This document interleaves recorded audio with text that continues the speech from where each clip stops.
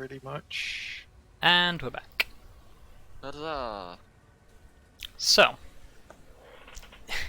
as the crash of battle begins to subside, Kelariis, you are standing over a blue dragonborn who is begging you for mercy.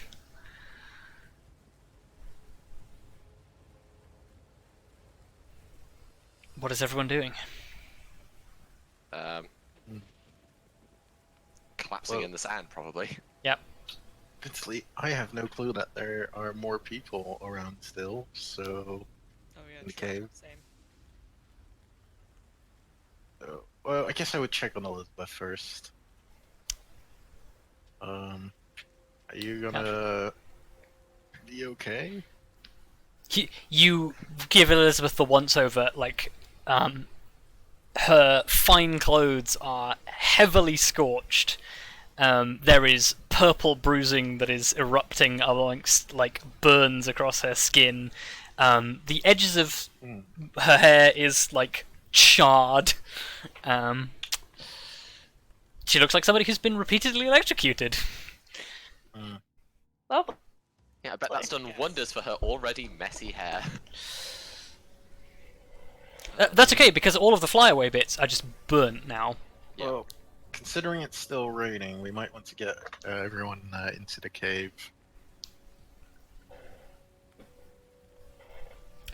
So, as you're having this conversation, Arya, what are you doing? I guess I'll join the rest of them. Okay, so you wander over and join them. Kelariis, what are you doing?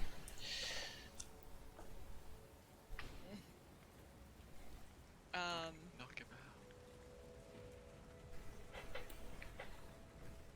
We desperately need information, so I'm going to this guy. I just terror over him as intimidatingly as I can. I imagine at this point that's not exactly a stretch of. Yeah, not necessary. He's literally already groveling. Yeah. He doesn't have. He threw away the weapon he had in his hand. He doesn't have anything else. Yeah, it's like 5 feet away from him. Okay. A quick assessment. Like he has like a knife on his leg.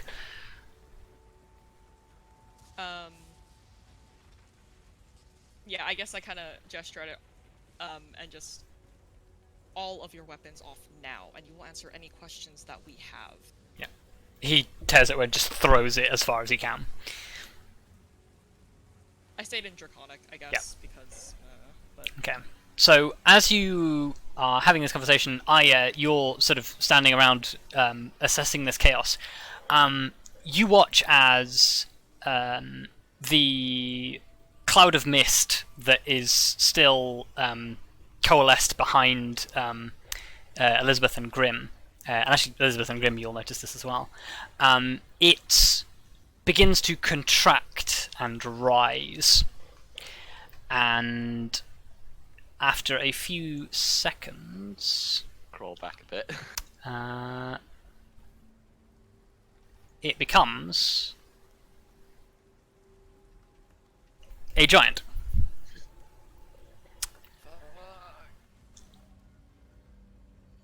And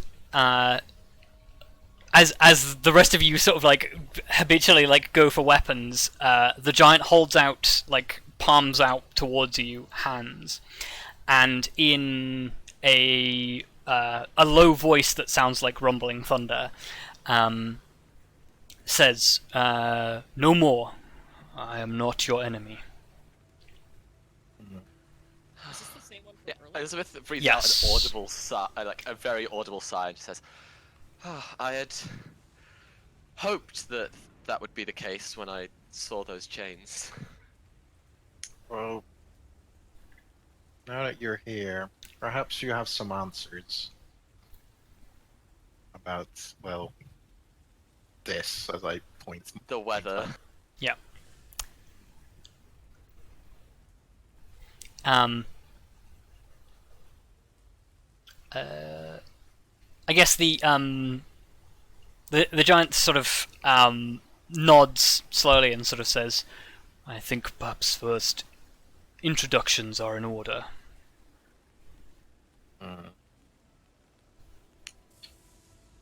Well, I guess we can do that. A little wary for now. But, The giant bows.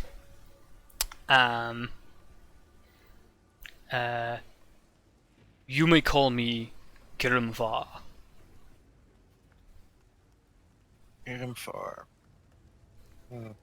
Oh, Can you that type other. that for us? That's That's the name from earlier. yeah. Oh, okay, it is. Isn't it? Yes. So that's yeah. Well, I'm Quagrim Daemaris,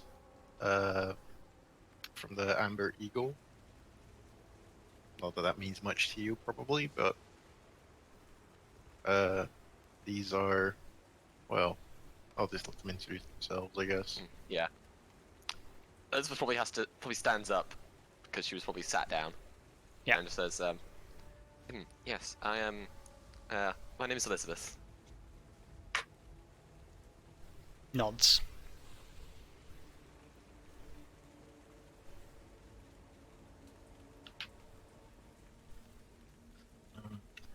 Well, it looks like the others might be busy. Yeah. So what exactly is going on?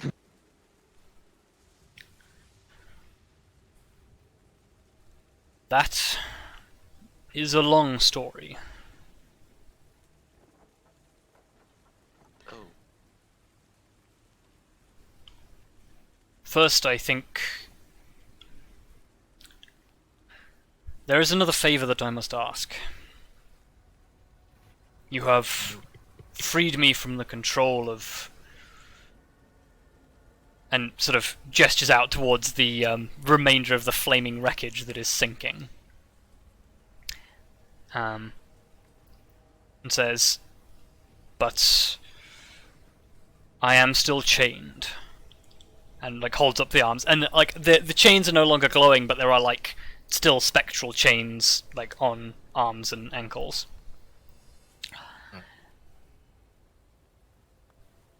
How do we remove them? Well, for that. Yeah, she says, the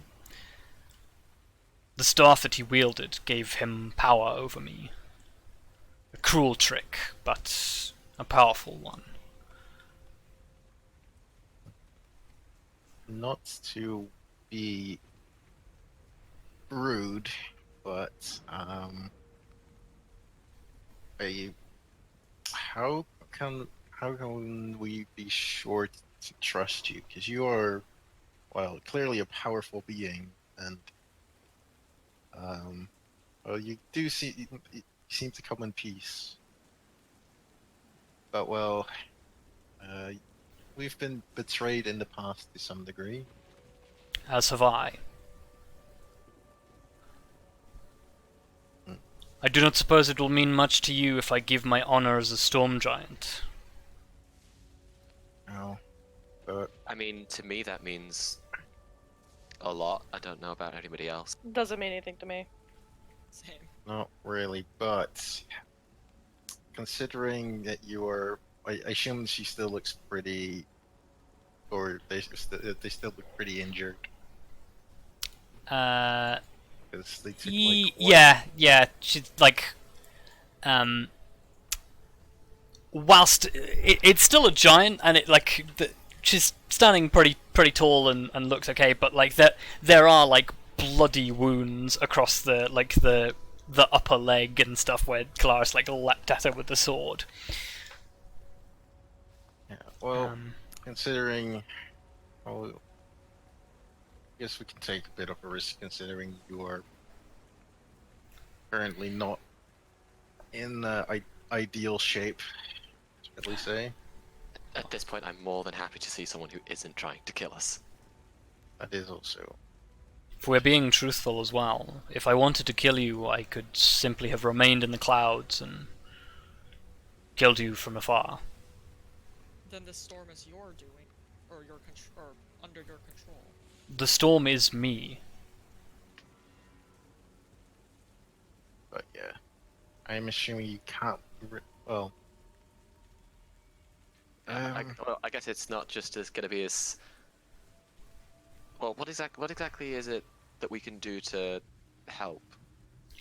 well, I assume we have to retrieve the scepter that we sank with the boat, or well, potentially, or I guess blew up the boat. The storm giant nods and says, I am bound to wherever the scepter goes. Until its magic is broken, I will remain here. I can move no further. I cannot reform myself, relocate myself. I mean, I mean, removing the magic from it's gonna be no small feat. No, but the first task is to retrieve it. Yeah. Yeah. I suppose I suppose someone could take a swim. Yeah, I was gonna say, Grim, do you want to hand me the ring? I think I'll go.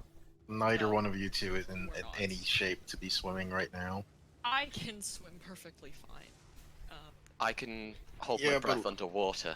I don't know if you've noticed, but you're looking a little worse for wear right now.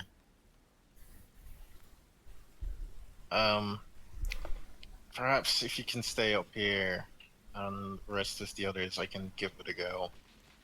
Like, as much as I assume that we want to resolve this as quickly as possible, like a failed attempt will not, well, like it's like it's less likely bad things will happen to you right now. I suppose. I may So be I able to assist in small way. How so? As it is what binds me, I can follow the chain, so to speak, to find it.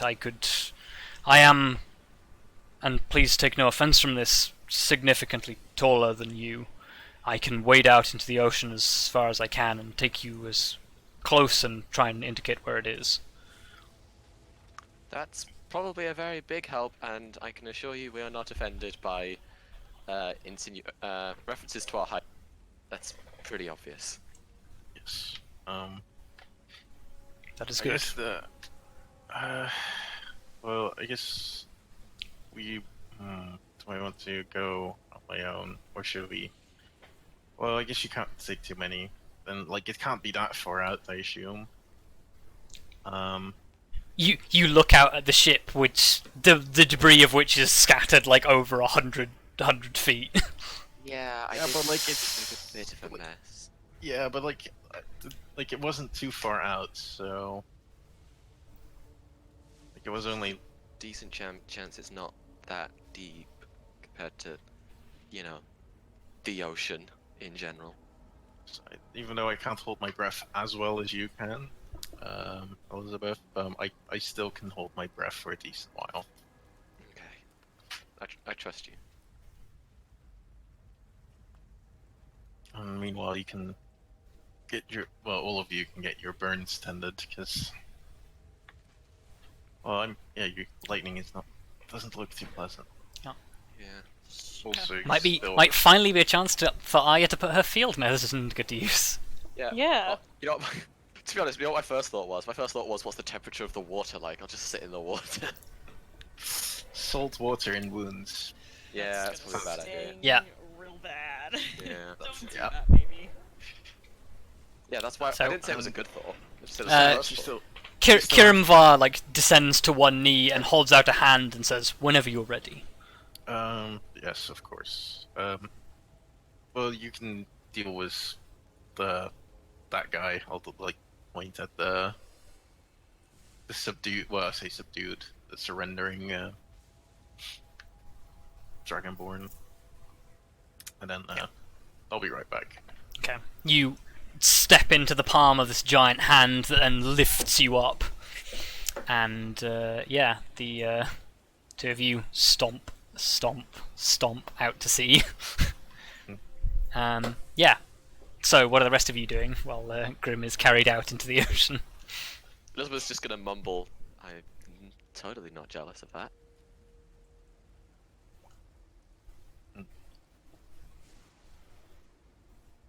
I guess she'd probably also just be like, oh, sorry about that, guys.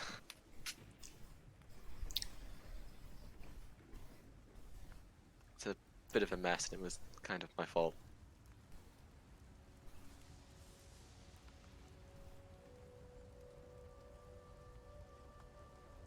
I think things would have happened regardless, so don't beat yourself up over it or anything. Though perhaps you'll learn a lesson about biting off more than you can chew. Yeah. There's quite a few guys out there. Thank you, Kelariis.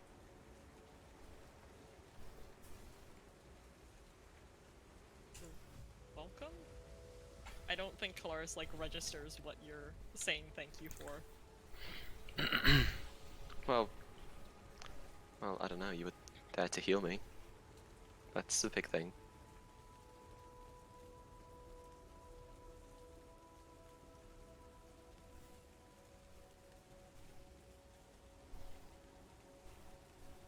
Nope. Yeah, you're welcome. Let's get out of the rain. And I guess oh, sorry. Yeah, I was gonna say, as you cast your glance around for somewhere to get out of the rain, you look into the mouth of the cave, and spot the two remaining hands who are currently cowering in the entrance, hoping that you don't see them. Oh. I mean, I think like instinctually I draw my sword, but like, they. I imagine you hadn't even put it away yet. Yeah, I mean, also, yeah, actually, Yeah. that's a good point. I probably haven't put it away. I guess I look at the two of them, also give my best angry, glaring look, and just any weapons you have, drop them too. They just sort of like step towards you, like hands splayed out. They don't appear to have any weapons. Okay. I guess I look at the one that I was that I had weapons to begin with, the one that's next to me. Just, are there any more of you? Many more on the boat. None more on the shore.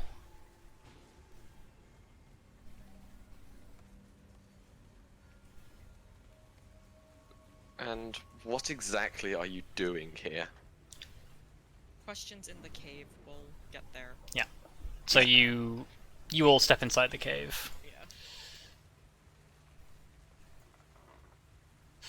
Yeah. Cool. In the meantime, Grim, your new giant friend strides out to it's about like up to the like under her arms. So that's I can't remember off the top of my head how tall storm giants are. Fucking tall. Like 30 feet? Oh, they're more than that, aren't they? They are. No, that's not the right thing. 50 feet? On average, 26 feet tall. Oh, there you go. I was actually pretty on point with 30. So yeah, she gets to the point where she's like probably about 20 feet deep in the water. Like the water is like 20 feet deep, and she says, "Somewhere around here. Difficult to pinpoint." Well, this may take me a few attempts. So, I may come up a few times depending on how quick it goes, but we'll see. Be cautious. The sea has many predators. Oh, I will be one of them.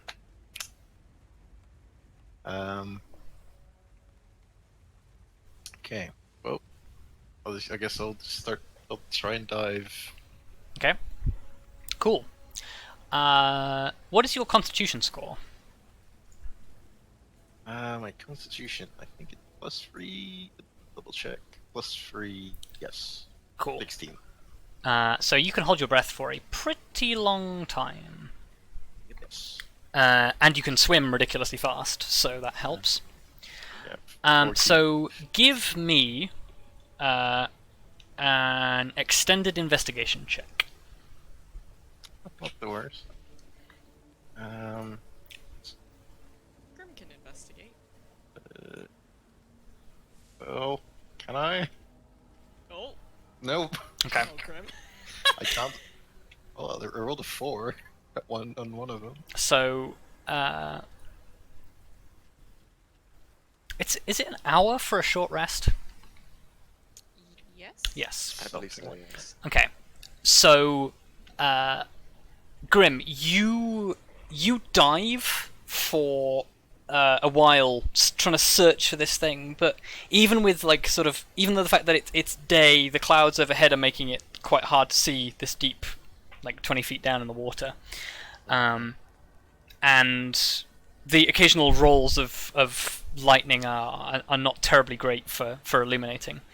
And yeah, you dive repeatedly for about an hour before you are starting to get really cold.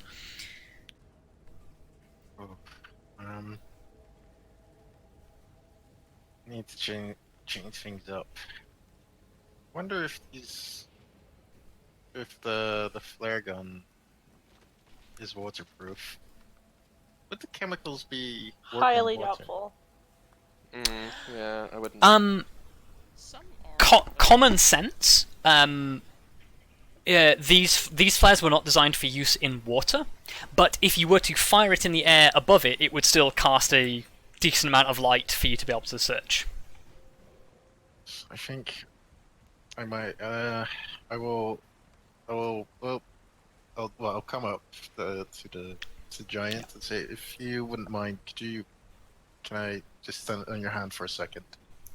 Scoops you out. I'm gonna give you a slight warning. I'm gonna fire a bright light, just so you know what's going on. Okay. And I'll get out the flare gun. Okay. The light stick. Load a cartridge. Aim it upwards. Okay. Okay. Hopefully this should let me see a little better. Okay. So you're going back in. I will go back in. Okay. She places you back in the water. Make me an extended investigation check with advantage. Okay. Come on. Ah. Okay. With the bright light, it takes you probably no more than a few more minutes to dive down, and there's a piece of sunken longboat, the mast has descended, and then you sweep over the area a couple of times and then notice that actually it's lying so that there's a groove underneath it. You swim down, and then underneath the groove you catch sight of a glimmer from the light of your flare. Pull this staff out and then swim back to the surface. Khirimvar scoops you out. I will say, because you are really cold and really fatigued now, I'm going to have you take a level of exhaustion. That's fine. I'll take it. Okay. In the meantime, the rest of you have enough time to have a short rest, if you would like one. Yes, please. And Arya, you have an ability that you can use on a long rest, or on a short rest, rather.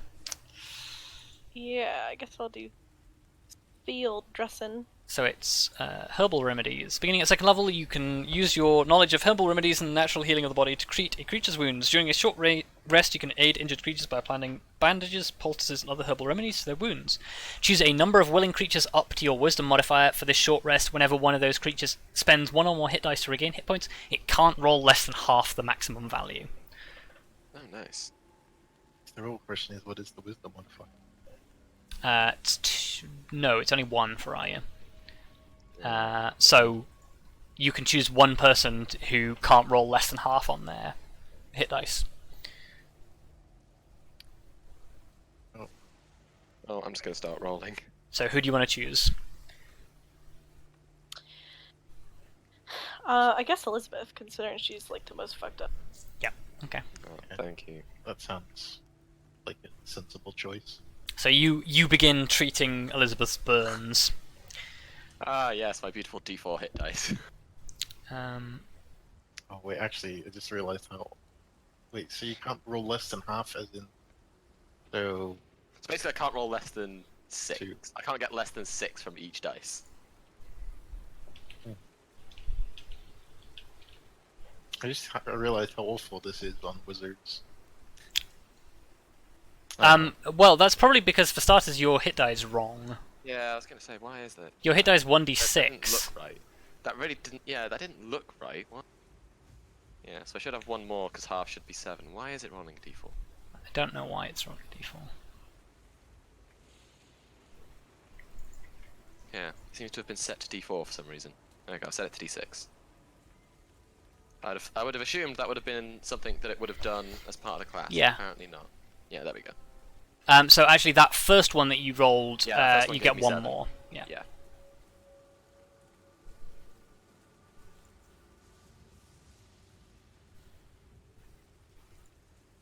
Excuse us while we all do slow math. Yep. Yeah. So you progressively begin to treat your wounds. Remember that Lyra has hit dice as well. I'm just progressively rolling exactly average. Okay. Oh wait, no. That's not. Hit points 79. That is, yeah, that's all of her hit dice.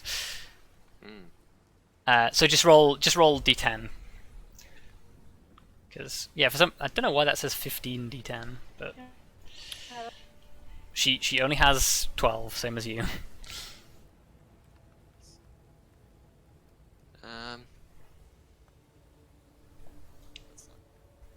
Oh, that I'm gonna really. roll a couple more actually. Okay.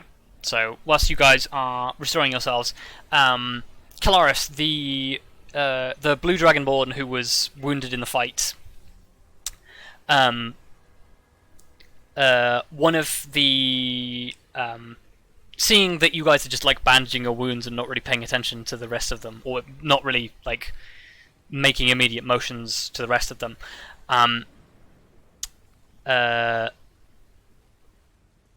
one of them like almost like without even wanting to speak, like almost looks to you for permission and like holds out with like a shaking hand like a roll of bandages, and then looks at the guy who's wounded.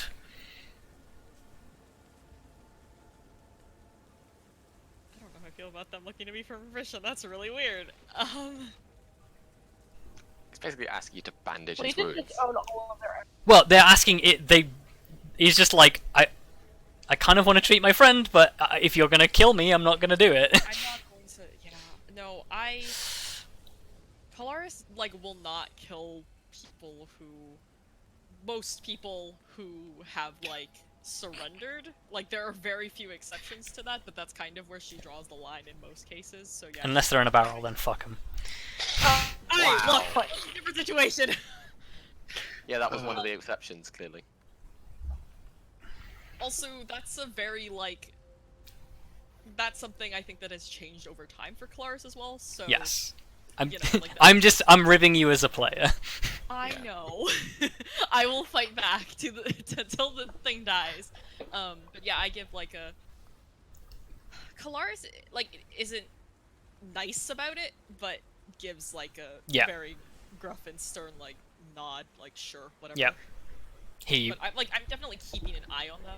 You know, Yeah. like I'm not doing anything but keeping an eye on all of them. Yeah. They do a very mediocre job of bandaging his wounds. They don't have access to sort of the same kind of healing that you guys do, so they don't heal nearly as much.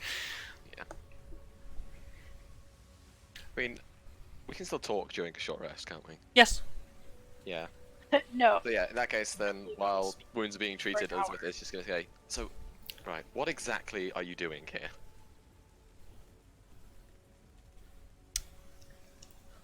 The one of the guys who was not armed, who you saw carrying the barrels, sort of says, gathering supplies. For what? Yeah, gathering highly explosive supplies. What exactly are you gathering? I don't.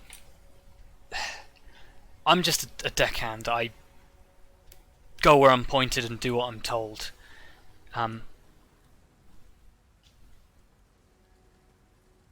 All I know is it's stuff for the war effort.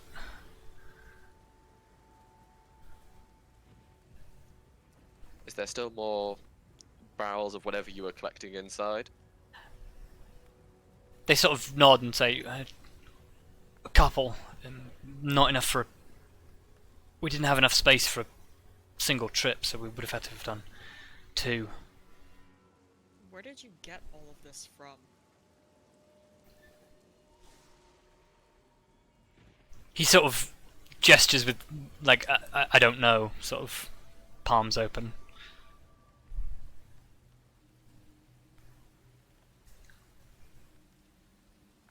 This is one of the Deckhands. ones that wasn't fighting, that's Yes. actually, yeah. I guess I kind of like glance at the one who was outside with us during like. I was gonna say skirmish, but I was like, no, that was just a straight up battle. Let's The be Yeah. real. Marine. Not a The skirmish. guy is clearly a just- fighter. Just a battle. Look at the Marine. Kind of like look at him like this. He seemed to have an indication of maybe knowing more. He sees your look and just sort of, as the other one is like tending to his wounds, he just sort of says, as far as I know, it was an organized raid. Some members loyal to the cause managed to get into a black powder refinery and made it out with a few dozen casks. We were to take it south and resupply the troops.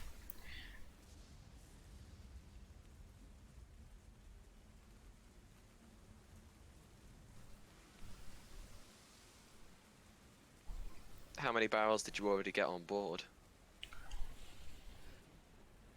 Maybe 20. Fuck, It's a lot. that's a lot. It's a lot of barrel. Fuck, that's a lot of barrels. At this point, you hear, like the, even against the storm, you sort of hear like a dull thudding as a pair of giant footsteps approach. And stepping up onto the beach comes a very tired-looking Grim, still sitting, like kneeling in the palm of this giant's hand, and the giant just like steps out of the water. You notice that actually, as the giant steps out of the water, her robe doesn't appear to be wet at all. Right. Cool. Oh, isn't she lucky? She like kneels down again and like lets Grim like dismount. Did you Like, find well- it then? He holds it aloft, presumably. Yeah, I believe this is it. If I'm not mistaken. But we can't simply break it. Sure. Well, I guess the easiest thing to do would be ask, do you have any clue how to break this? Khirimvar shakes her head and says, "It was made without my knowing, and I do not know precisely how it is that binds me here. All I know is it was created by a powerful wizard." Yeah. I will hold my hand out to ask for the staff and just say, "Let me have a proper look at it. If there's anything to be found out, I think I can find it out. It'll take me time, but I'm pretty sure I can do it." Yeah, well, there, there's these kind of things to enslave elementals, but giants.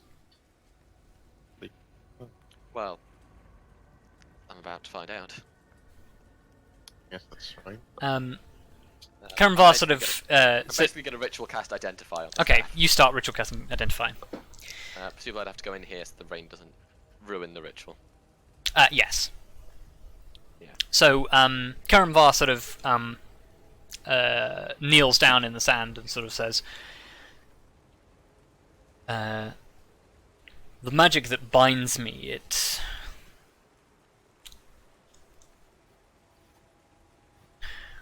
Such magic is supposed to have existed a long time ago, when gods ruled the earth and waged war amongst one another, but I have never seen nor heard of such a thing existing in today's time. Whatever magic was created to put this together, it was drawn from an old time." Well, I guess there's no harm in telling you. Well, it seems like there might be a somewhat ancient foe trying to mess with this world. And honestly, if they would were to share a trick like this, that wouldn't surprise me. As unfortunate as that is for you. Well, currently we are kind of having a bit of a tango with them, I guess. But can't really. We haven't learned too much about them. They call themselves the Cabal currently, and they seem to be a group of old vampires. I'm not. I doubt you. Oh well. I have no clue how invested you are in them. Khirimvar shakes her head and says, "The storm giants keep to themselves most of the time. We do not have interest in the affairs of material dwellers." Oh well, I have no idea of how long you live if you experience thousands, tens of thousands of years, like some creatures do. Most storm giants, 500, 600 years. Myself,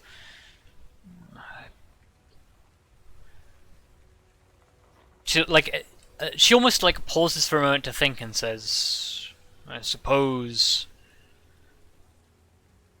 by this point I have lived 1200, 1500, something along those lines." You've been doing well then. I'm what is known as a quintessent. I am as much this storm as I am a giant, and storms do not age. Oh. I guess, yeah. Well, being a storm kind of makes. I guess other storm giants wouldn't have much of a problem with that, but I can see why you'd keep to yourself if this is what follows you around and causes chaos in places. In North, there are dozens of us.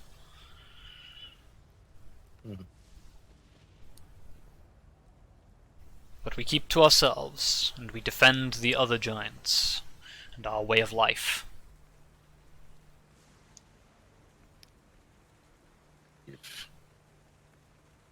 we don't come up more. Well, I've been too far up north myself. At least you have a place to be. What? Understand that the domain of the giants is not a physical space. Merely its gateway is there. A place called the Storm King's Eye.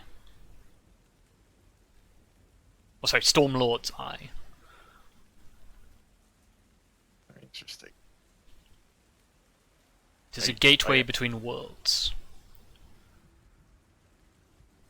Oh, and I guess an important question would be: were you on this side of the gate or on the other side when they somehow managed to control you? I was on this side. Well, I guess that is good news in some regard. If they were taking giants from the other side, then I'd be even more concerned. I think, unfortunately, it was that.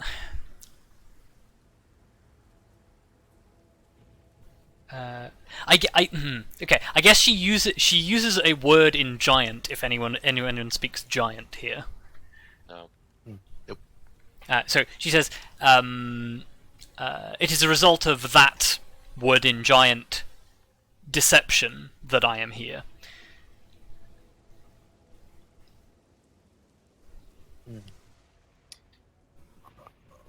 Not entirely sure what that means, but it's it is a curse in giant. There is no direct translation to your tongue. Well, like a curse is pretty general thing. I mean, Elizabeth probably Well. shout out from the cave. Is there any better translations to other languages? Well, like I think primordial or something? if it's a curse, then I think we'll be fine. Not that way. The giant looks quizzical and looks into the cave and says, in the primordial tongue it would be, and then she speaks the primordial word for oathbreaker, or would translate to oathbreaker. Yeah. And she says, amongst the giant kin, to go back on one's word is the worst sin that can be committed. So someone who broke their word is causing trouble, and that's why you're here. But you got sort of tangled up with these guys. Well, now he lies at the bottom of the ocean, so that is something. Well, Was I get. Yep. Go ahead. Oh, sorry. Oh no, go ahead. Yeah, I mean that was my question. Didn't hear the question. Oh, sorry. I said, who was he? Do you know?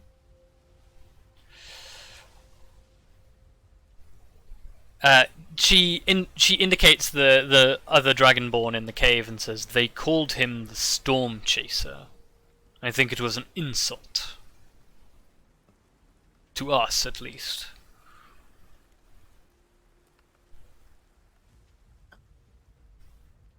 Oh, the guy that we just put down. Well, that was in the ocean, or the guy that broke the oath. They are one and the same. But they seem so small. One and the same. Yes, Oh. the guy who broke his oath and the guy that you killed, same person. What was? Yeah, like Elizabeth's like, so wait, was he not a Dragonborn? I'm more than a little confused. Well, I guess it makes sense that He- it doesn't have to be a giant. But go on. Khirimvar nods and says, he came to us, to the Stormlord's Eye, claiming that his people were in danger.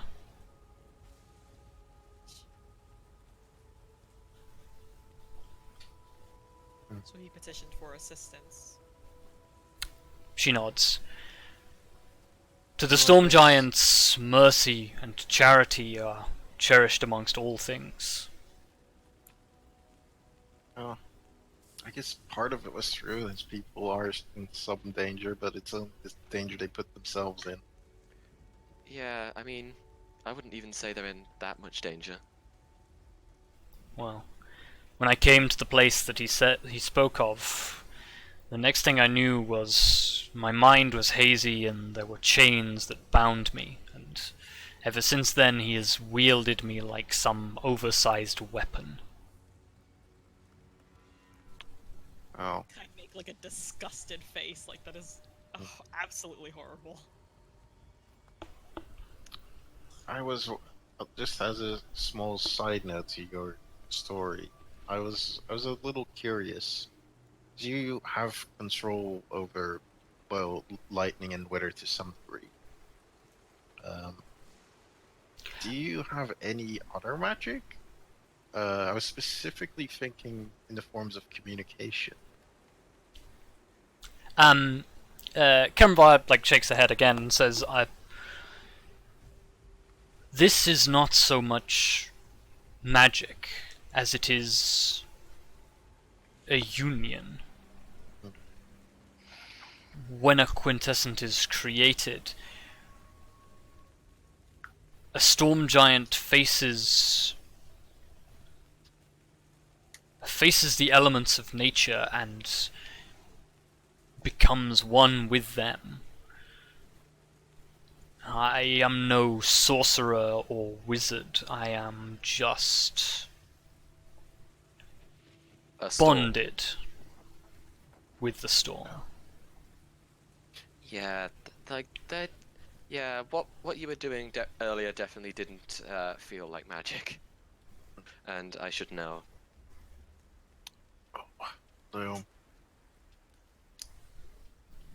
So, well, considering it's taking a while before we figure out how to release you, I think there's one question we should ask ourselves, and because there is still the ship out in the harbor. Once you free me, that will no longer be a concern. Oh, well, I assume that means you will sink it or something along those lines. I will have my vengeance. And then at this point, the Blue Dragonborn, one of the the Blue Dragonborn soldier, sort of stumbles to his feet and says, "No, you cannot do that. And why not? There are women and children on that vessel." Why? God damn it. Yeah, Elizabeth's just like, why? Why are you loading highly explosive substances onto a ship full of women and children? Because they have nowhere else to go.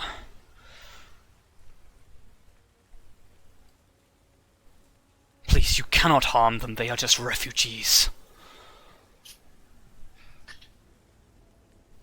They cannot fight. They are no harm to anyone.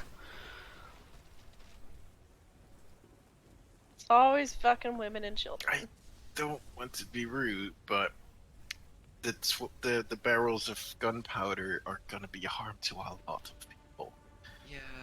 And although we might be able to, I do not wish to interfere with this storm giant's business too much. The black powder is just for self-defense. Oh, yeah, sure. Is it? I don't believe that. I'm sorry, if I was to self-defense anything with this stuff, it'd be to destroy all of it. He turns to you, Kelariis, and says, "Surely you understand, Greyslayer. The Platinum Order seeks to wipe us out. You invade our homes and you put our people in danger. And they do the same to us. true the Chromats started this war, but there are some of us that did not want any part of it. Then stop being involved. And what? Allow them to commit genocide? You know very well they would wipe us out. Is not that the very thing that you so self-ran from?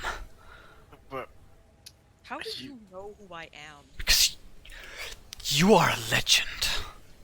What? Oh, hold on. Whoa, okay, hold The on. Chromats tell stories of you.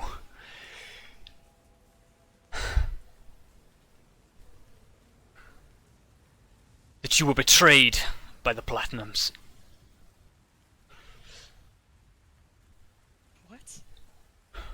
What? Is that not true?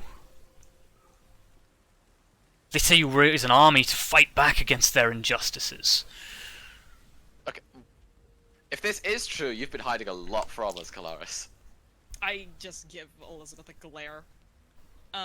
Yeah, she then, like, is, like, look, like, this is my point. This is utterly ridiculous. Of course it's not true.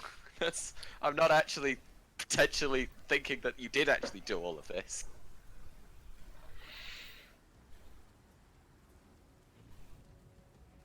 I don't know who told you that, or who spread that story.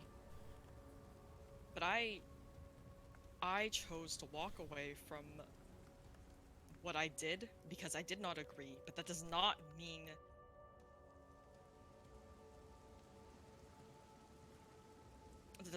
that I side with you either. Yeah, there was no army. Definitely no. There was just army. desertion. I give a angry look that Yeah. time. Yeah, Elizabeth just, like, winces and goes back to what Yeah. she was doing.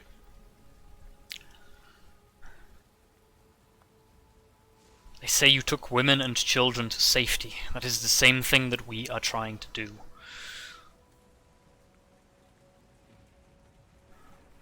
Get rid of all of the gunpowder, and I mean every last bit of it. And stop involving people that are not part of this battle. Get the people to safety, and I will let you go. He just falls on his knee and just is silent. And Khirimvar just leans in and says, "And you would trust them to do that?"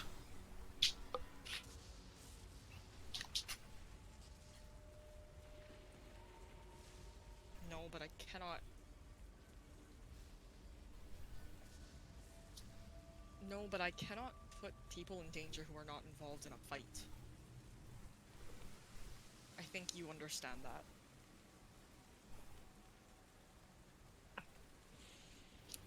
I think that they chose their destiny when they got on that ship.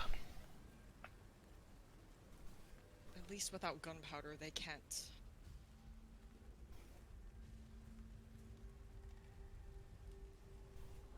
At least without gunpowder, they wouldn't be able to do the same things, and our armies would be well equipped to take care of anybody who decides to fight.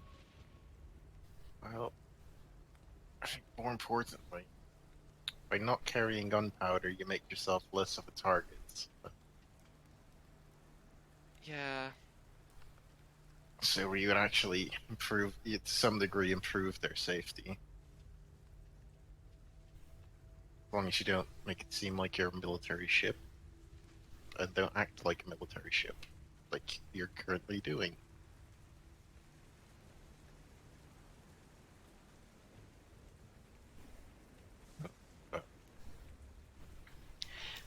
I only Khirimvar sits back on her haunches and just says, "It is interesting. Well, You know very well that they will continue this fight, and that whilst you hold their families for ransom now, the very next day it could be yours, but you still go ahead with it."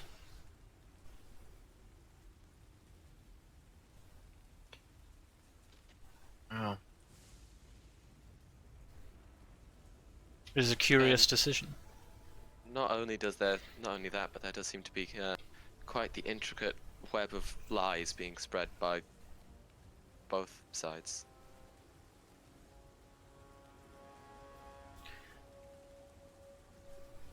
I have seen Ranging some of this from- conflict in the time of my imprisonment.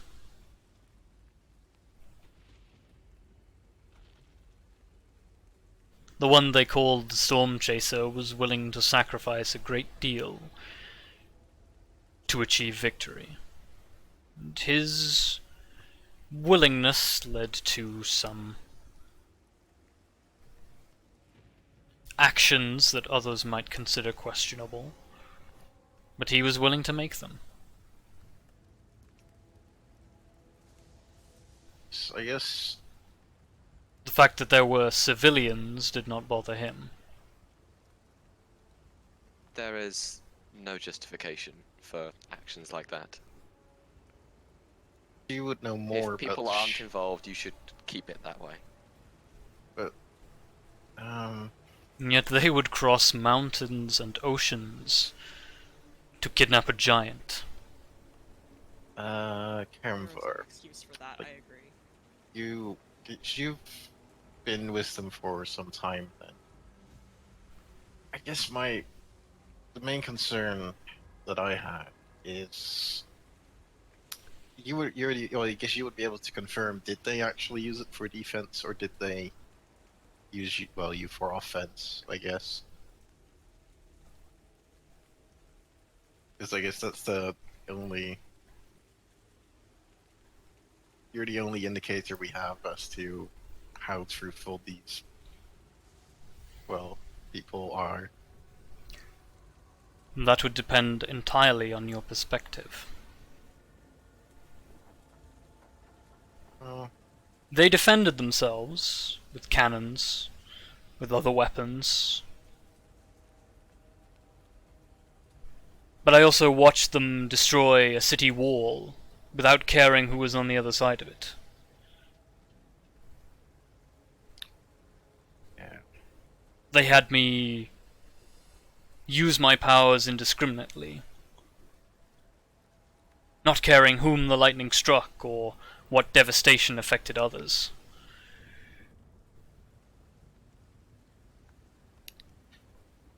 Yeah. But I also watched as other Dragonborn, your kind, and she indicates Kelariis, sort of says, were willing to do the same. To abandon civilians to their fate rather than fighting simply to hold a better position.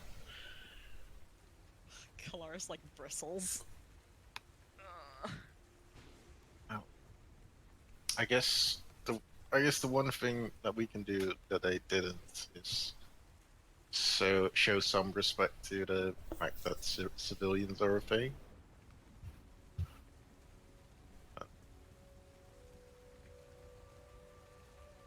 Admittedly, you do wonder why they are on a ship like that. It seems strange to me that this concerns you so much. This is not even your war.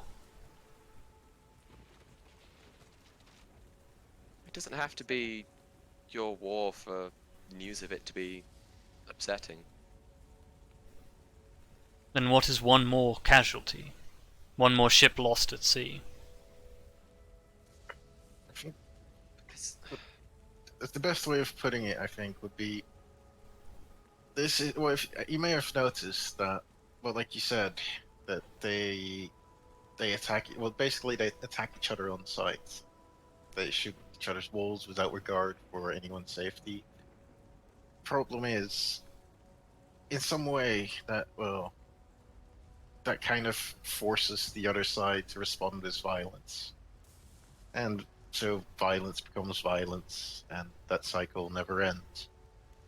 And what if by kind of trying to stop, we could indeed sink the ship potentially, or you could sink the ship, or we could show mercy and perhaps they might refrain from shooting next time. They may not, but but yeah, they may also lead. It might be like the first domino in a series that leads to the end of the war potentially. Yeah, just someone committing an atrocity to you does not justify committing an atrocity back. In fact, someone doing anything to you doesn't justify doing it back. If someone strikes you, it does not necessarily justify striking them back. Khirimvar leans down towards you, Grim, and says, "For one so small, you speak so wisely of war." Oh, I've spent a lot of time studying war, and well, it's a cruel business, and there are rarely true winners in war. And it is definitely true that wars tend to end when one side decides that enough is enough. Whether that's out of desperation or some self-inflated sense of honor is another question. Admittedly, this one act probably won't end it, but No, it won't. I think But that we're gonna have The to. act, then again, the act of ending a war is much the same as the events that start a war. No one action will, for definite on its own, cause the event. You need lots of little things to build up. One does not simply make a fire with a spark. Well, You need something to burn. admittedly, all of this talk is kind of pointless if you still want your vengeance. Because let's be honest, once we set you free, there's not much we can do to stop you. Well, aside from attempt to persuade, but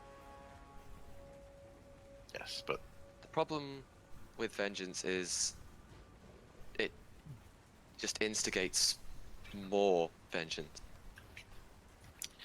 Someone will want revenge on you for doing that. And then when they do something to you, someone else will want revenge on them. Etc., etc., etc.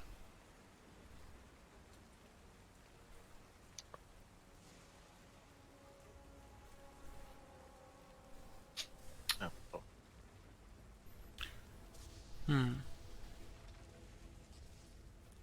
besides, well, the main thing is, even though if you take them out, perhaps there might not be any repercussions. But on the other hand, if they take it the wrong way for some reason, although admittedly I would consider them quite foolish for doing so, they might decide to engage the giants instead. Well, we've already seen how they can take a story and twist it. Anyone can do that. Yeah, but like that Exactly. doesn't. But yeah. So, but if you show, or I guess by showing mercy, you give them no reason to well retaliate. Not that, like I said, not that you would have to really fear much, but it would be unfortunate if they tried to capture more giants. I feel like it should have been 11 minutes by now. I mean, you are doing a lot of talking in the meantime. Yeah. So, at this point, Khirimvar just sort of leans back, like dusts off her robe, and just sort of stands up and sort of says, "For being so short-lived, who live in a time of such conflict, you speak a lot of wisdom." I find wisdom is as much something you inherit from the actions of those who came before, as much as it is something you learn yourself by doing. Indeed. Also, talking about wisdom is a lot easier. If you listen to some people, the first step to knowing everything is to admit that you know nothing. Yeah, but that doesn't help you at all. Well, I think perhaps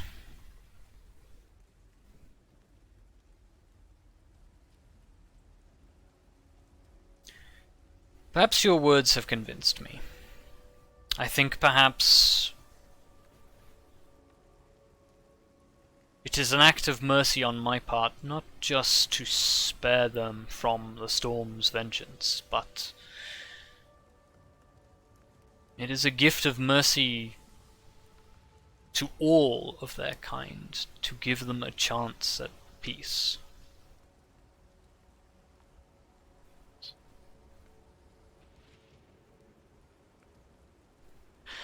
Free me, and I shall leave them. Thanks. What? I don't know how far we are on that, but So, we're still working on it. Elizabeth, as you complete your identify spell, so you cast this on the staff, correct? Yes. Okay. So the staff, you realise as you finish casting it, this is 2 magic items Ah. fused together. So it's the staff and whatever this weird crystal is. Yes. The staff is functioning like a conduit. The staff itself is innately magical and has a number of thunder and lightning related properties, but it's being used as a, if you'll pardon the pun, lightning rod for the energy from the crystal. How ironic that wood is being used to conduct electricity. So, the thing that strikes you about this is the 2 are being held together by a very complicated enchantment. There are basically 2 methods that you can go about this. You can try the brute force approach and just try and dispel the magic force that's holding them together. However, you will almost certainly destroy the crystal, and there is a high chance that you will damage the staff. Or you can try and do this more carefully, but you do not have the resources to do it here. Yeah. Well, what would doing it more carefully actually entail? Time, primarily. You would not be freeing Khirimvar today. You would not be freeing Khirimvar for several days. Yeah.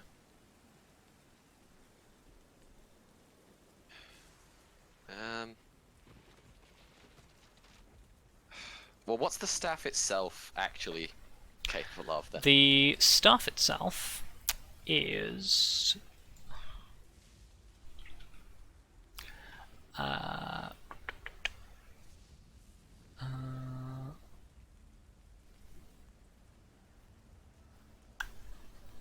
so the staff is a magical quarterstaff that requires attunement. It gives a +2 bonus to attack and damage rolls. When you hit with a melee attack using the staff, you can cause the target to take an additional 2d6 lightning damage. Oh wait, sorry, hang on. Actually, let me describe this properly. It basically has 4 properties that each one you can use once per day. One is an extra lightning damage on hit when you make a melee attack. The second one is when you make a melee attack, you can hit somebody, strike with a crack of thunder. They have to make a saving throw or become stunned. You can also cause a once per day. You can cause an action. You can use an action to cause a bolt of lightning to leap from the staff's tip in a line, 5 feet wide and 120 feet long, or take a boatload of lightning damage. Basically, the spell lightning bolt. Or you can use. Oh, sorry. There's 5 properties. My mistake. You can cause the staff to emit a thunderclap. Each creature within 60 feet of you, not including you, has to make a saving throw or take thunder damage and become deafened. Or you can combine the lightning strike and thunderclap properties into one. Rad. So it's pretty powerful. It is a very rare item. Yeah, I suppose Elizabeth, after spending a few moments in awe, will probably just stand up and say, so this is far more complicated than it looks. This is not one artifact, this is 2. The staff itself and the crystal. The staff itself is extremely powerful, so I can only imagine what the crystal is capable of. I will say from spending 10 minutes like casting Identify on this, the crystal is also highly unstable. Yeah. It is carrying far more magic charge than is safe. Yeah. Oh, okay. Okay. Well, in that case, she would look to Khirimvar and just say, I assume you'd rather be released as quickly as possible. Khirimvar sort of like gestures to the storm and says, if your wish is for all this to be gone, then the sooner the better. Because I have 2 options, and one will take at least a couple of days. I'm not a fan of remaining in this servitude for any longer than I have to. I didn't think so, and I won't put you through that for the sake of recovering these 2 artifacts fully intact. Perhaps Besides, the crystal itself is extremely unstable. Perhaps the fact that I like want it intact. the fact that one of the artifacts might break might be a good thing. That means, well, this can't be repeated. Yeah. So yeah, I will use the.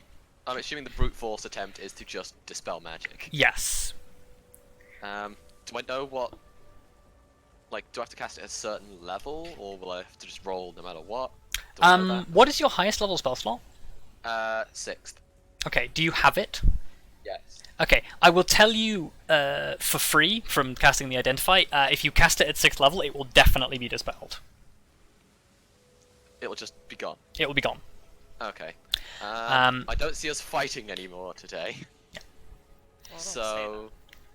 Yeah. Well, not too much anyway. So I will, just brute force. Okay. 6th level dispel magic. I can't believe you are potentially destroying a artifact from before even the first age, but go for it.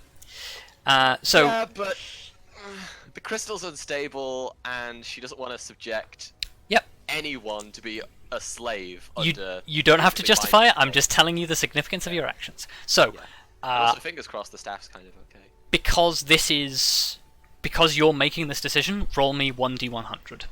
Okay.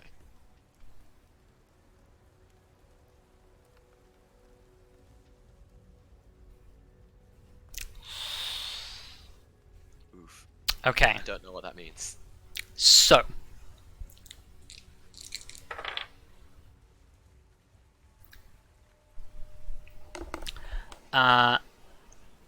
you release the spell, dispel the effect. As you expected, the crystal is essentially the energy inside the crystal expands outward at such a rate that it vaporizes itself. Okay. And in doing so, an arc of energy like strips down the staff.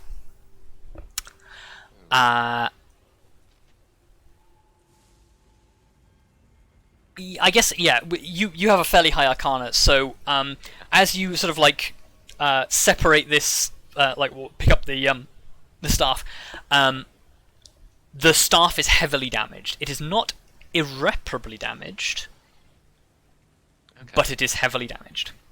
Okay. Yeah, so then she'll look up at her and say, I believe that should have worked.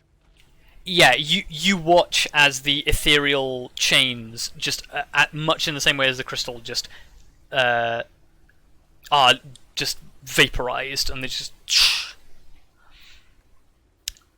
She like flexes, like rubs her wrists, and says, "Yes. For the first time in quite some time, I feel fully in control of myself." Let it be known that in any other circumstances I would have been in awe the moment you got here, but sadly we haven't met in the nicest of circumstances. No. Well. Amber Eagle, was it? Yes. And before you head off, I guess there were a few things I wanted to say. If you don't mind hearing me out. Considering all you've done, humouring you seems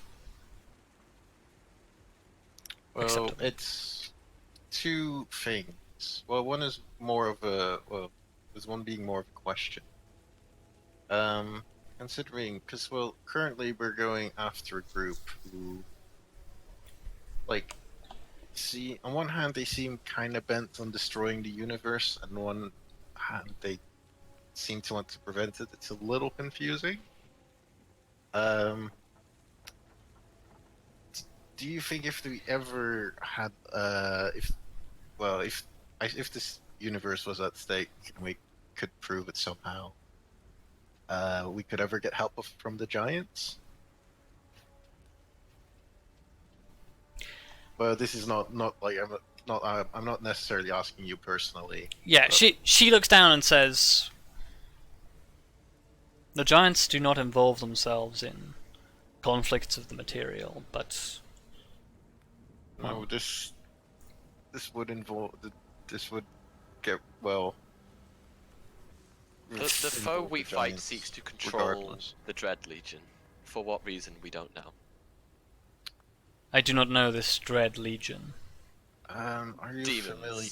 Well, I think more importantly, are you familiar with Ferrous? Ferrous Dune. Locked up in the way deep in the abyss, I believe. Bringer of chaos, destroyer of whatever they can. Ah, the Mad I was- God. Yeah, I was about to say, yeah, does he have a name in Primordial that she might know? They're trying to, free them. I'm not expecting this to actually become a thing necessarily, but I was just wondering if there was any chance. But otherwise we'll see when the time comes.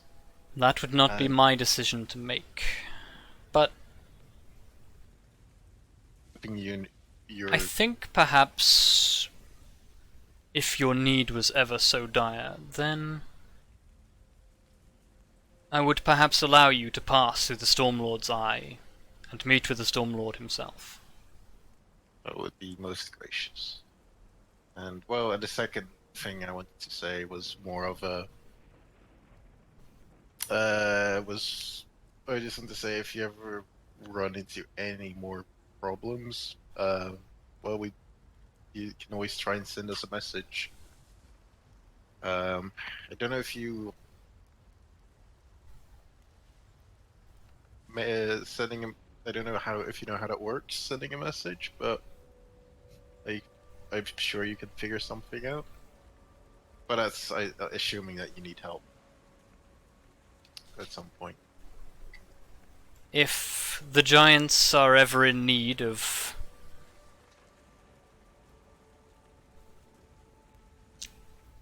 your assistance, then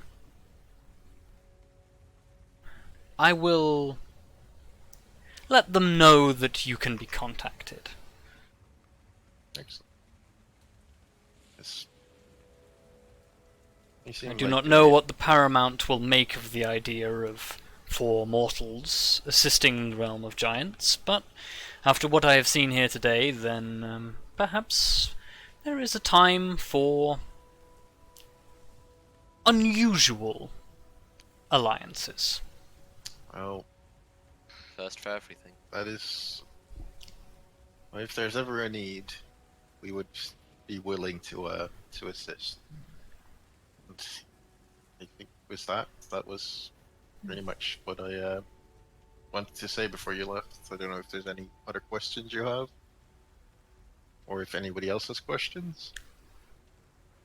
I mean, Elizabeth probably doesn't perchance have a question, but under the impression that a storm giant speaks Auran, she probably would say something. Storm Giant would not speak Auran specifically. No. Well, I suppose, but they know. Well, she clearly understood something about primordial. Yes, this what you know of Storm Giants is Storm Giants speak Giant and Common, and obviously this one has studied some primordial languages because they understand phrases in primordial. Well, I mean, yeah, I guess you'd probably just say it in common then, and just say, I suppose I would like to say it's been an honor to meet another of such power and renown in the realm of those blessed by air. She clearly just looked very confused, as she didn't quite know what to say, but she's trying to say something nice.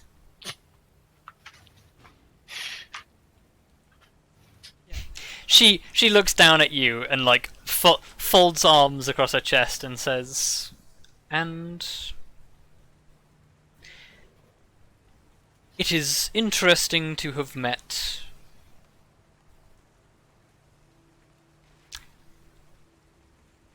a smaller storm,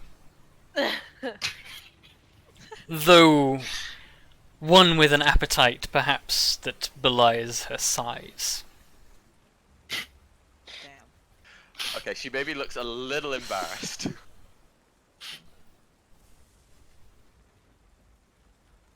It's just like, I suppose I was a bit overeager.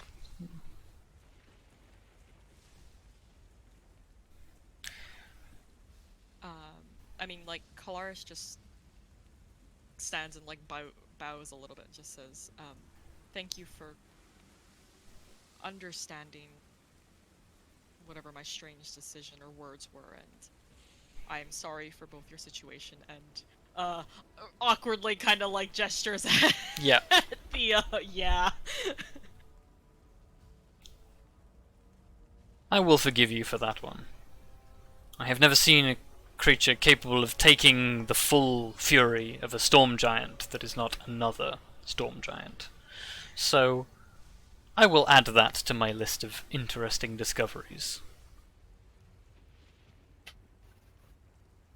Cool, we impressed the storm giant. Well, Kelariis did. I mean, we all did. Yeah. We all did. It's just Kelariis's innate resistances and Yeah. sheer willpower. Kelariis took 5 lightning bolts and 2 swings from a sword made of literal lightning. Yeah. Pretty fucking badass. Yeah. But yeah, with that, Khirimvar sort of takes a step backwards and says, well, as I said, if you ever make it to the Storm King's Eye, then ask for me. And perhaps you will be granted passage to the Storm Lord's realm. That is if you survive the journey.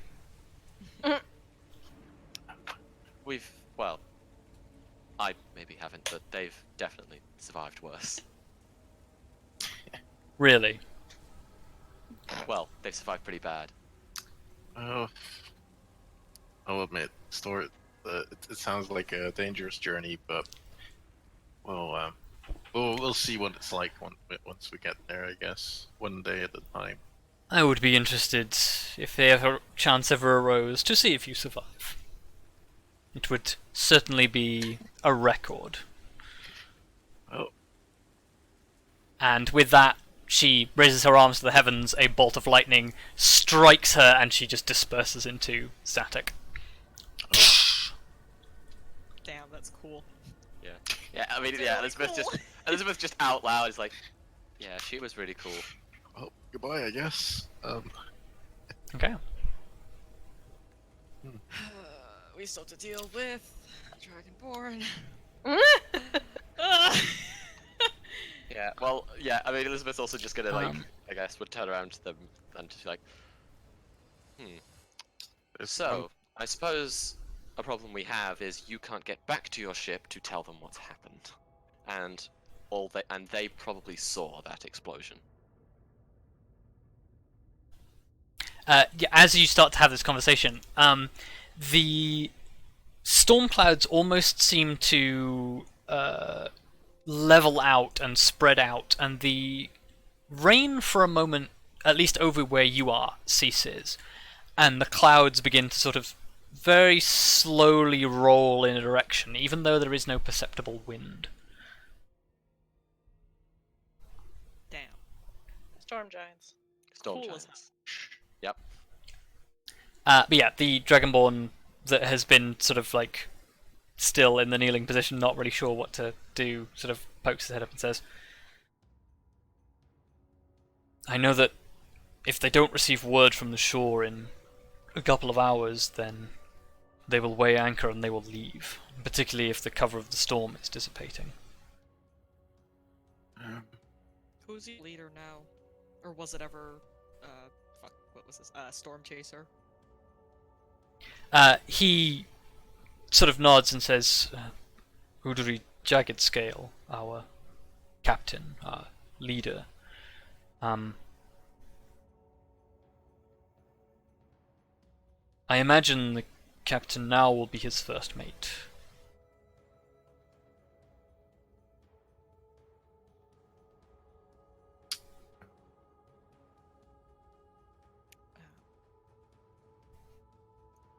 I have a dumb idea. Sorry, out of character. I have a dumb idea, and it's going to intimidate the shit out of them, to get them to drop their, what explosives they have, and maybe fuck off and not be involved in the war.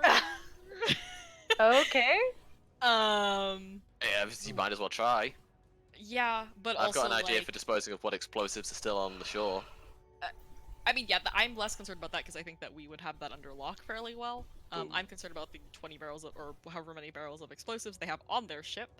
I am also worried about stepping on their ship. In our current state. Well, not that even necessarily. I'm more concerned because they may not take well considering what has happened to all of them in the past from what I'm gathering. Yeah. A bronze dragonborn. Yep. Showing up and kind of like... Particularly one with a reputation, so... Yeah, I still don't know how I feel about this. Well, I don't know, your Or- reputation seems to be somewhat positive to them. See, this is where, yeah, Kelariis has a lot to work through after Like, this yeah, whole thing. like, they seem to think positively of you for some reason. Well, Which I'm- they are simultaneously terrified and reverential. Yeah. Yeah, which is, I don't know how Kelariis feels about this at all. Also, she never expected her name to spread like that, or her, you know, that's a whole, it's okay, we don't have to get into that. That's a story for after. Yeah. We don't have time to unpack all that. We don't have time to unpack all that. But I wonder if I could almost leverage that in a sense to get them to listen to me for this fucking once.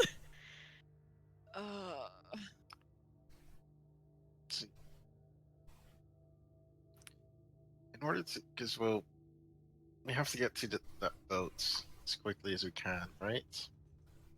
Or well, I said as quickly as we can within a few hours. Yeah. The only way I can imagine us getting there by tying together some barrels, because I believe gunpowder floats. But you might, well, you might see the problem there. Yeah. Um, Well, surely there are other ships that we could, or like boats that we could take. It wouldn't. We're at like a port city. I'm sure we could find somebody or a boat somewhere that we could use. Yeah, the port is only a half an hour's walk away. oh, Like if we okay. walk real fast, we can probably make it. Yes. We should probably keep. We should probably not bring the chromatics along. I don't imagine will take friendly to them in the town. No.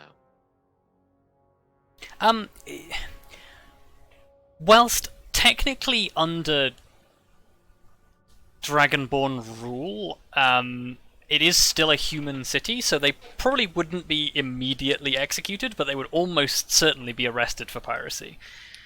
Yeah. And probably turned over to the Platinum Order. Yeah. Like, considering that the council was saying how they were almost happy that the storm might take down their ship, it's like, Yeah. Yeah. God. I mean, I guess that is something that I do have to bring up to everybody. Like, actually, in character, I look at the three Dragonborn and just say, "Stay right here. I need to talk to my companions." Okay. And just kind of like gesture to them to, I guess, like go where we can still see, obviously, like the three Dragonborn, and if they, like the three of them, Behind the rock. they know, yeah, but I'm going to make sure that wherever we are, I am standing where I can clearly see them. I mean, they could also just stand in the cave, because those of you with dark vision can tell the cave goes about like 50 feet back, and that's it. there's still a lot of gunpowder in the cave. There are 4 or 5 barrels. Damn. I mean, I'm more than happy to just pop a firebolt down there, detonate them. I feel like Well, we not can. right now, at least. Well, Also, yeah. that might fuck up the cliff, so maybe not. Yeah, there's various geological effects that will have. Yeah, like, Also- truthfully, we're best off, like, when it comes to getting rid of them, dumping them into the ocean, getting them far enough away from shore, and blowing them up there, because it'll probably do the least damage. I was actually Yeah. considering just rolling them along, and we could get a good deal of money for these. Well, technically they're stolen property, so... Yeah, they are stolen, so I guess that is a good point, we could take them back. Well, Anyways, we'll deal with the gunpowder at some point, Yeah. I guess. Yeah, but, finder's fee. Finders, Grim. I guess! I'd rather they just didn't exist. But To be let's continue with Yes, Kelariis' Yes, plan. of course. So, the Yeah. Dragonborn stand in the cave where you can see them, and you Yeah. walk a short distance away. Yeah. I, for brevity, present my incredibly stupid idea. What is your incredibly stupid idea, sorry? Oh, I mean, if we can convince their captain, their leader now, to go along with this, then at the very least they'll get rid of the gunpowder. I did provide sort of an ultimatum, but this wasn't really an ultimatum, I guess. I guess out of character it's not really an ultimatum because I didn't really provide an otherwise condition, but sure. Well, I think the otherwise condition was implied. Yeah. I mean, Well, let's think. yeah. Well, I suppose the problem is either way they're gonna probably be getting attention from whatever military vessels happen to be in port right now. It'll be the case wherever they go. It's not exactly like our military's reach is limited in this area. Yes, but my point is they're right next to the port, basically. The danger's much more imminent to them. Although, But I'm Yeah.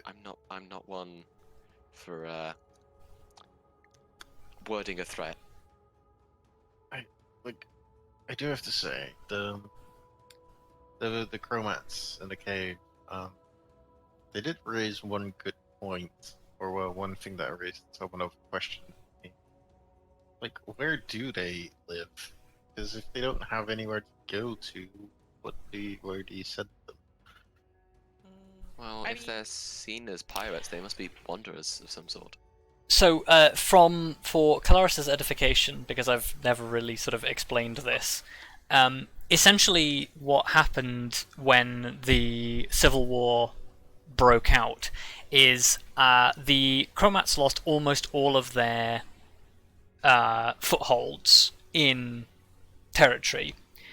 And were basically they now exist in pockets along the border, basically, in essentially what used to be old war fortifications defending against the humans. For pushing out into human territory that were built at towards the end of the well, actually no, probably towards the middle of the First Age, because the Civil War started in the First Age. They're basically holed up in a bunch of strategic defense points and existing as literally guerrilla factions out in the jungle.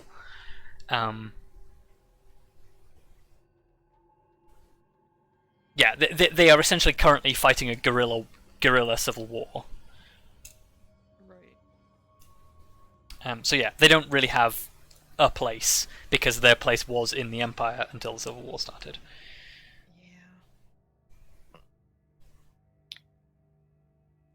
That does kind of explain the women and children a little more as well. Yeah.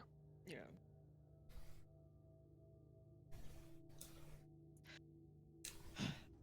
I have a question that I don't know if. I mean, I guess Kelariis would have known this because she was in the military, and in some ways it seems not directly relevant to the situation, but it kind of influences the way that Kelariis thinks about all of this. Do I know how the how the army kind of reacted to or treated people that were not directly involved in the fighting? So for example, the women and children who were not part of the actual armed forces that would fight against I just forgot the word for the not chromatics, the other one. I just forgot the Metallics. word for that. Yeah, metallic, sorry. So, the official standpoint of the Platinum Order is that essentially all chromats are a threat to the Empire. That said, during your actions in the military, nobody ever directly just if you ever came across non-combat personnel, or even combat personnel that had surrendered, they weren't just straight up murdered on the spot. They were combat personnel that surrendered were arrested, and pretty much all of them were given summary executions for basically being terrorists.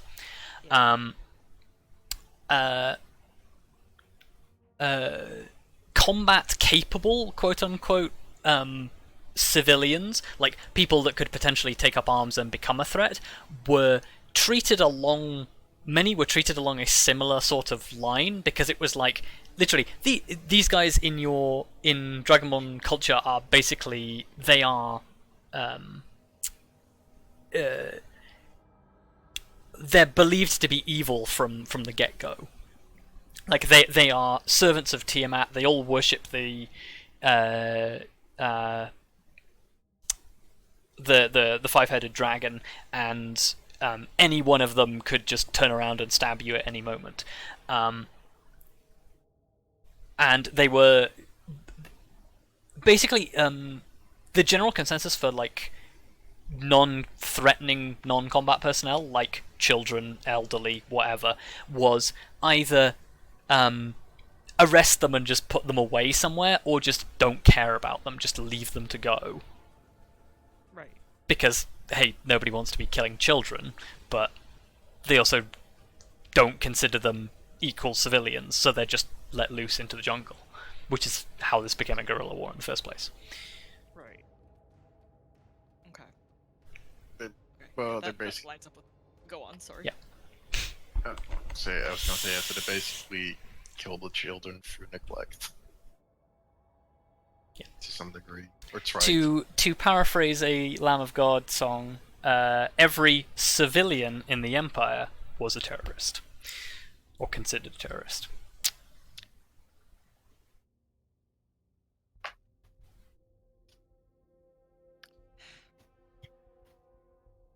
Well, great. I mean, I guess there are a lot of reasons Kelariis left the army. Yes. Yeah. Ah! Yeah, that But yeah, was it- pretty much in line with what I assumed, but I wanted to make sure that like Yeah, because this is basically the same premise that you experienced when you met the townsfolk and met Tallithsyr, was you basically watched the non-combat personnel of your empire get essentially the same treatment as the bad guys because they weren't considered strategically important. yeah. I mean, yeah, that's why Kelariis kind of reacted stiffly when Khirimvar brought that up, but yeah. Yes. Yeah, but I mean, I don't remember where I was going with that. Yeah. Yeah. You've seen the dark side of both the Empire Yeah. and the Separatists. Yeah, and I think like Kelariis used to be kind of more in line with what she kind of grew up knowing. Yes. But after like seeing more of the world and kind of understanding like, Yeah. oh, it kind of really is on both sides, huh? This is not great. Yes. She doesn't hold as much of like the extreme view that she Yeah. probably had. Yeah. Yeah, it's kind of hard to shake being indoctrinated for most of your life to hate a certain group of people, but yeah, once you start to realize that, you start to realize, oh, wait, yeah, maybe not everybody who says they're the good guys are the good guys. Yeah, and also like not everybody who people will say are the bad guys necessarily are. Yes, precisely. So, yeah. But yeah, I mean, coming back to the actual conversation between characters, it's like not all of them deserve to have whatever happens. Whatever will happen to them if the rest of the Metallic Army gets to them, to the Platinum Order gets to them, it's not their not for all of them. It may not be their fault, quote unquote.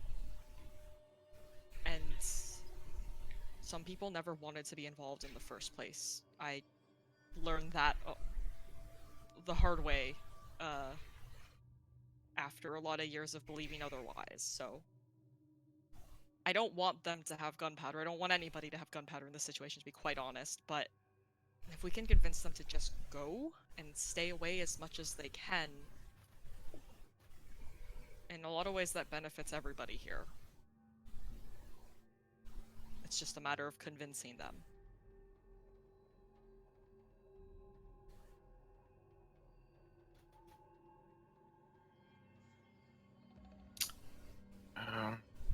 I have an idea to convince him through slight intimidation.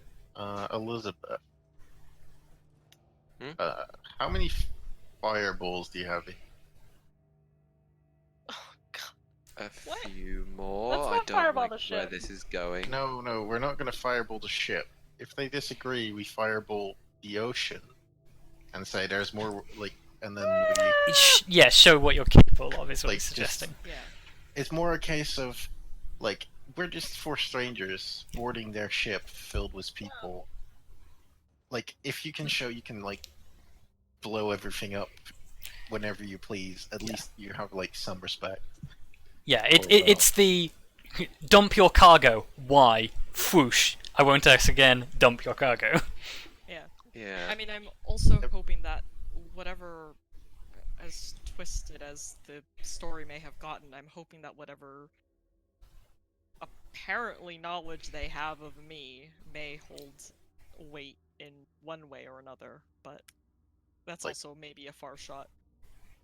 Like, I don't expect us to start off with this, just intimidating them through that, but, like, if we can, well, like, they must know that we've defeated the Storm Giant and their captain, so if you bring these along, these three. There's a chance that we will get some, or that we will have some sway.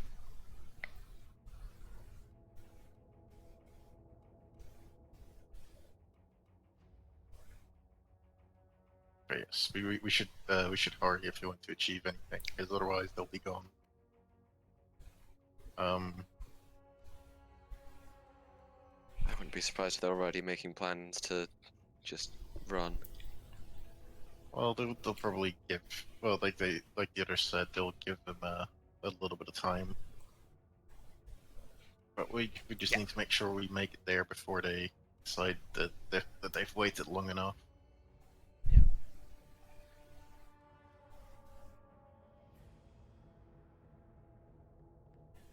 Okay.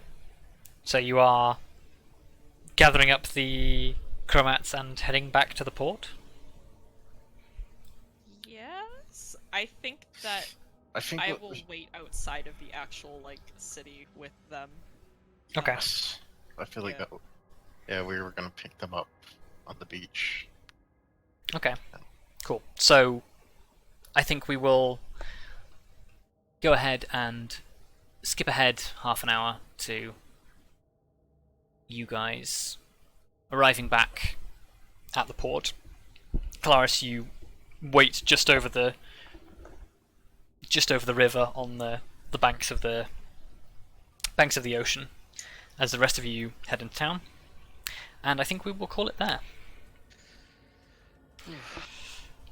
Well. What a session. That Yeah. was a session. Was a session. So, I'm absolutely exhausted. does anyone have any closing comments? Lightning. Lightning. Lightning bolt, lightning I bolt, have never lightning bolt! I have never been so happy to have lightning resistance in my entire life. Yep. Yeah. Oh my god, yeah, fuck. No, lightning resistance was doing so. Yeah. Pad that damage mitigated stat. I don't know, it also felt pretty. It felt like there was an extra I can just get hit by some lightning and maybe only kinda flinch. Yep. Is a pretty good way to go. I mean, it kind of displays quite how badass you guys are at 12th level. Is at level 1, you guys were afraid of getting stabbed. At level 12, Kelariis is just taking literal lightning bolts left and right, and still just fucking Terminator walking towards the people she's about to kill. To be fair, Elizabeth as a wizard did a pretty good job of absorbing lightning. Yeah. I'm just so happy that as a wizard I technically have more HP than Vondal did. Also, Elizabeth as a wizard maybe called a bit too much attention to herself. Yep. Yeah, maybe a little. Oh, I'm sure that will not come back to bite us in the ass at Yep. any point in the future. I mean, I definitely tried to stamp on Elizabeth's head when she was down, and fortunately the armor class from S.H.I.E.L.D. was just enough to stop me from doing that, but yeah, they were very keen on killing you when you blinked forward like that. Yeah. sticky damage usage. Suddenly Elizabeth becomes our 300 gold friend. Luckily, we have 2 300 gold friends worth of diamonds. Because we got that second one. Yeah. I can't. This is just gonna be a thing. If anyone ever dies and they get resurrected, you're just a price of resurrection gold friend. Yep. You get to join the Gold Friend Club. Yeah. The Gold Friend Club. Oh, what a club that is. That sounds a lot better than what it entails. Yeah. Gold Friend Club sounds like, oh, we're the best friends. Nope, that's just how much you owe the rest. Wow. Congratulations, you owe us 300 gold. Yep. I can totally imagine somebody getting rezzed at the end of combat and Grim going, "That's coming out your wages." Oh my god. Yeah.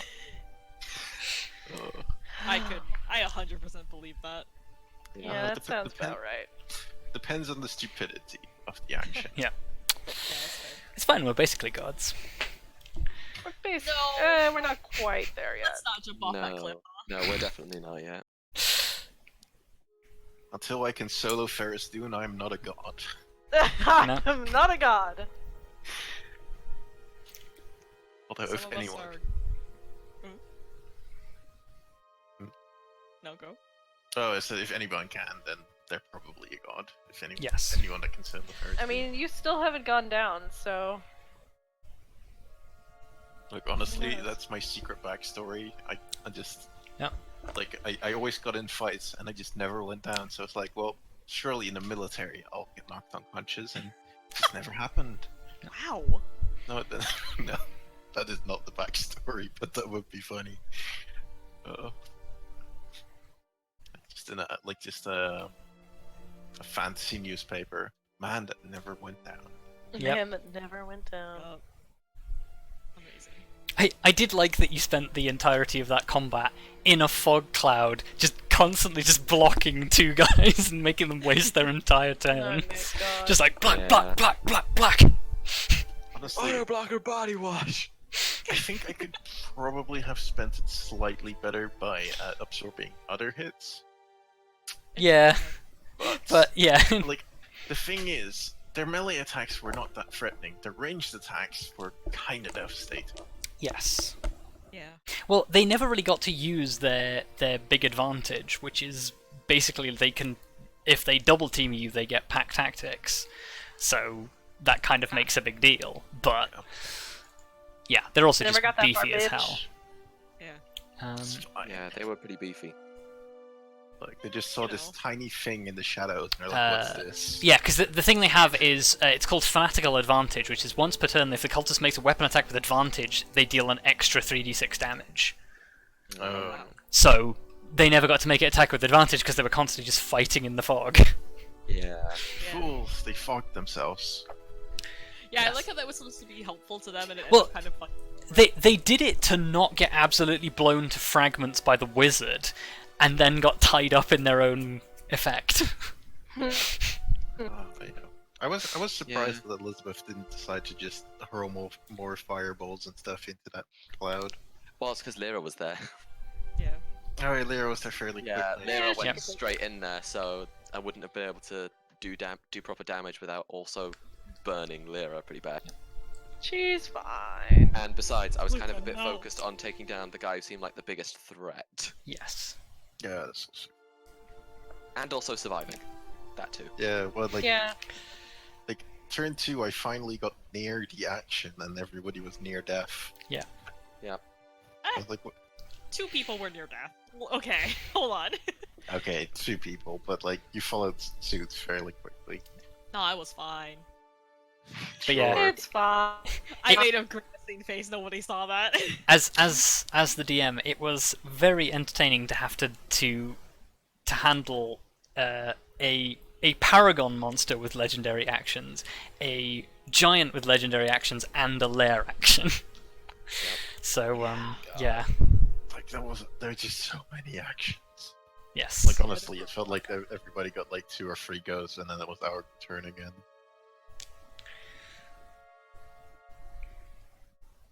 It's fine. Yeah, suffice to say, I slightly underestimated their capabilities when I threw that initial fireball. Yes. They were perfectly willing to talk. Yeah, I know. But I wasn't expecting them to be that tough. Yeah. And I wasn't expecting the giant either. Don't think anybody was expecting the giant. Does anyone ever expect a giant? Probably not, Well, honestly.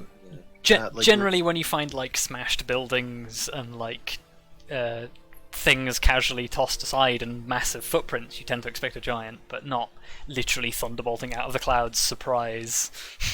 Surprise, bitch. Nobody bitch. expects the Storm Giant Inquisition. Surrender.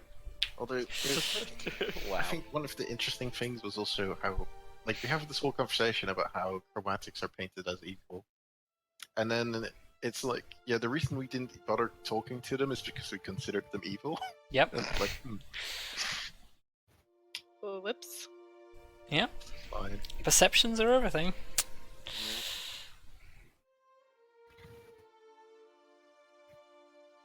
Yeah.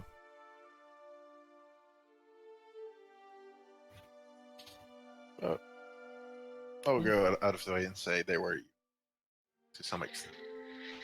They weren't doing great stuff. Or at least they were unethical in their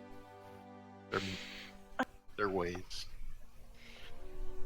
I mean, they were attempting to steal bombs, so. Oh well, that was more like I like that can be excused depending on the circumstances. Can't.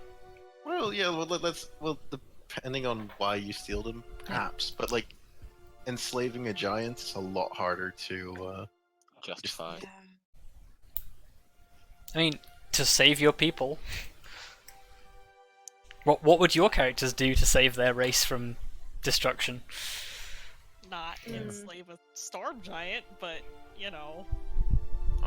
Well, I don't know enough about Dragonborn, but what I would suggest they do is go up north and find unclaimed territory, or like just somewhere that nobody cares about. That's what the chip full of refugees is for. Find an island.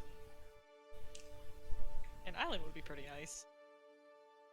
Yeah, but by the sounds of it, they're just trying to like survive instead of finding a place where they can thrive. Although thriving will still be hard because I feel like as soon as the Platinum Order or what they're called find out, there may be a visit. Yeah. I mean, I will also point out, the world is beginning to suffer the age-old problems that worlds do, where the amount of livable space is not expanding, and the amount of people very rapidly is.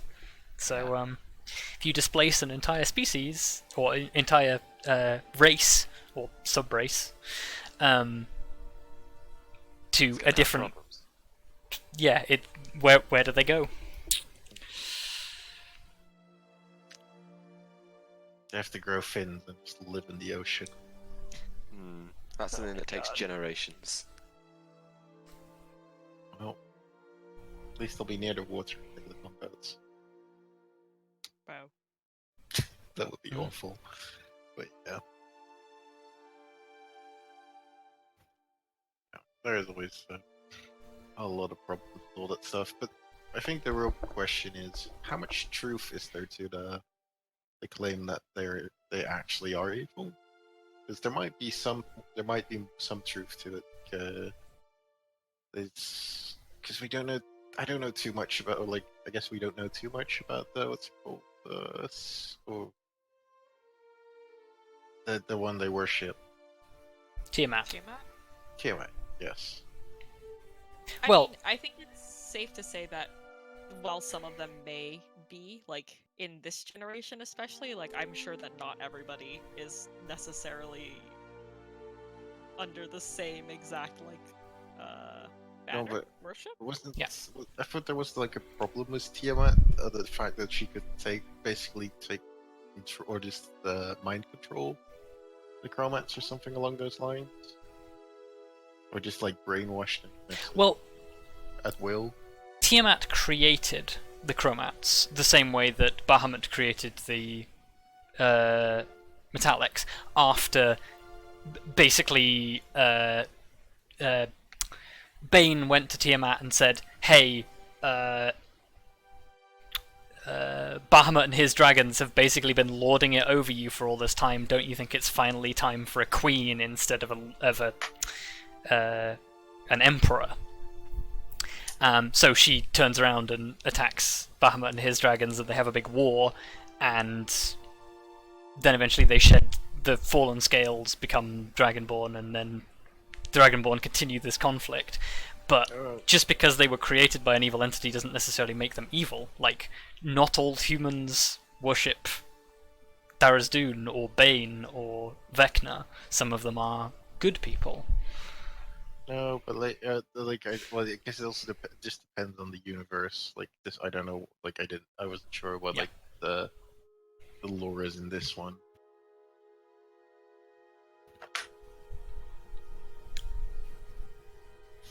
No, Perhaps we Tiamat can- demands subservience, but she doesn't have absolute domination. Also, she's not even on. If common law is to be believed,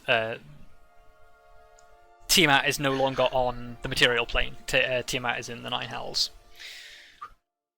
Where's Bahamut? That is a very good question. Oh, cool, rad. I mean, I don't know. I was just curious if I knew that, but Yes, sure. You just have to look inside yourself. There's no.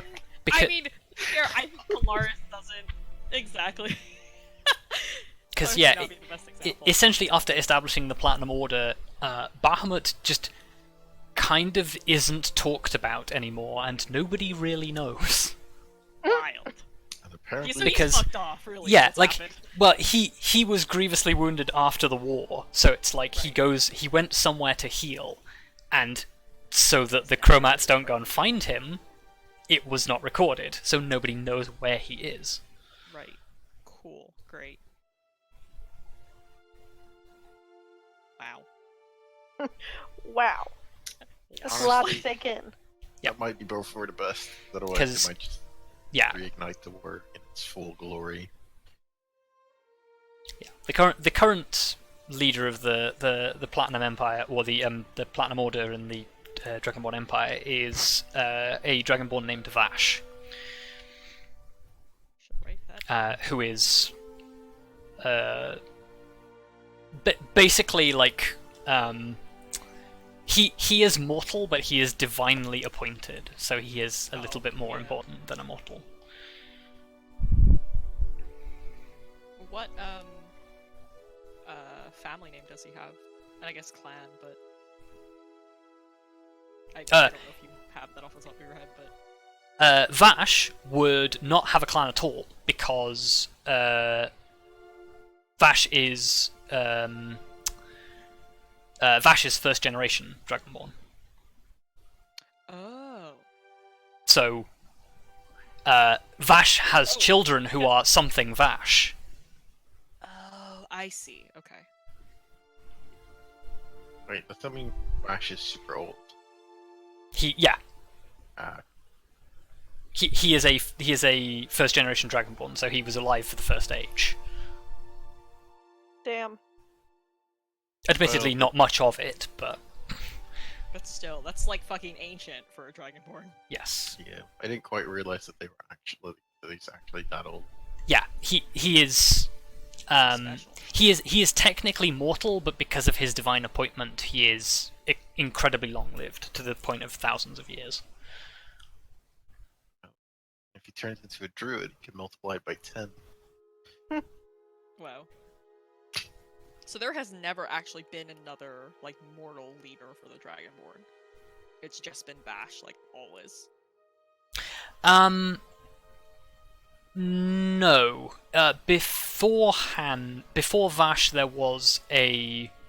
They were led by a dragon. But. Yeah, when the dragons disappeared during the First Age, shortly before the Civil War, Vash took over. Gotcha. Yes, but no, yeah, yeah. Vash is an interesting one because basically, like, he's the Emperor, but like basically nobody has seen the Emperor for like, well, literally since like the start of the Second Age. Like, the Emperor has just not appeared publicly at all. It's all been done through bureaucracy. So people like question whether or not actually Vash is still even alive or anything like that. But all of the mandates come from Vash, so Right. who knows? Huh. That kind of stuff always makes me curious as to what would happen if the Emperor dies. Yeah. But that would have a lot of consequences that take a lot of time to figure out. Also completely irrelevant unless you ever go and find that out or investigate that story, but And we probably won't. Well, we have a lot of other shit on our plate, to be fair. Yeah. Well, also depends on if you want to make it relevant. So Yeah. suddenly we're in the middle of an assassination plot, and we fail to stop it, and suddenly, bam, no more Vash. Well, see, the thing is, at the moment, none of you are particularly invested in that storyline, so... That's Well, no. we've talked for long enough, I think, so I think we'll call it a night. So, thank you all for playing, thank you all for watching, and we'll see you all next time.